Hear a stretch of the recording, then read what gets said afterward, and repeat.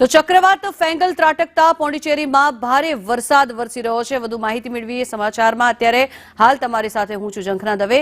પોંડિચેરી શહેરમાં અત્યારે પૂર જેવી સ્થિતિનું નિર્માણ થઈ ચૂક્યું છે, ત્યારે પોંડિચેરીમાં રેસ્ક્યુ માટે સેનાએ મોરચો પણ સંભાળી લીધો છે। ચક્રવાતને કારણે થઈને તમિલનાડુમાં દરિયામાં હાઈ ટાઇડ આવ્યું છે અત્યારે, અને પોંડિચેરીથી વાવાઝોડું દક્ષિણ પશ્ચિમ તમિલનાડુ તરફ ફંટાયું છે।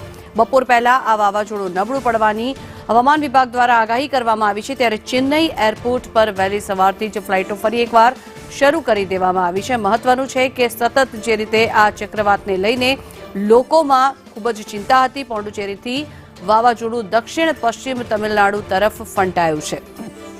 બપોર સુધીમાં આ વાવાઝોડાની અસર જે છે તે નબળી પડવાની શક્યતાઓ હવામાન વિભાગ દ્વારા વ્યક્ત કરવામાં આવી છે। આ દ્રશ્યો આપ જોઈ રહ્યા છો, આ પોંડિચેરીના દ્રશ્યો છે, ચેન્નઈના આ દ્રશ્યો છે કે જેમાં ઘૂંટણસમાં પાણી ભરાયા છે।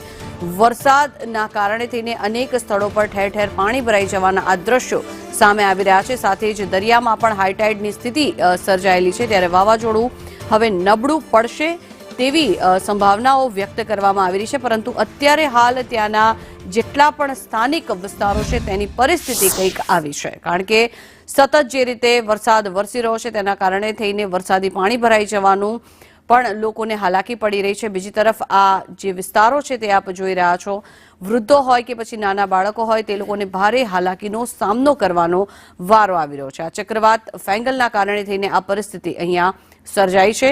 આ દ્રશ્યો આપ જોઈ રહ્યા છો, આ પોંડિચેરીના આ દ્રશ્યો છે। ચક્રવાતના કારણે થઈને તમિલનાડુના દરિયામાં પણ હાઈ ટાઇડની સ્થિતિ સર્જાઈ છે, ત્યારે વાવાઝોડું દક્ષિણ પશ્ચિમ તમિલનાડુ તરફ હાલ ફંટાયું છે। ધીરે ધીરે તેની જે સ્થિતિ છે તે નબળી પડી શકે છે તે પ્રકારની હવામાન વિભાગ દ્વારા આગાહી કરવામાં આવી છે, પરંતુ સ્થાનિક રહીશો જે છે તે લોકોને ભારે હાલાકીનો હાલ સામનો કરવાનો વારો આવ્યો છે। સાથે જ એનડીઆરએફ અને એસડીઆરએફને પણ સજ્જ કરવામાં આવ્યું હતું। કોઈપણ પ્રકારની કોઈ હોનારત ન સર્જાય તેના માટે થઈને લોકો દ્વારા ખાસ તૈયારીઓ પણ હાથ ધરવામાં આવી હતી। ત્યારે આ ચક્રવાત ફેંગલને લઈને જે સ્થાનિક રહીશો છે ચેન્નઈના તે લોકોને ભારે ચિંતા હતી। હવે આગામી સમયમાં એટલે કે બપોર સુધીમાં આ વાવાઝોડું જે છે તેની સ્થિતિ નબળી પડે તેવી શક્યતાઓ વ્યક્ત કરવામાં આવી છે।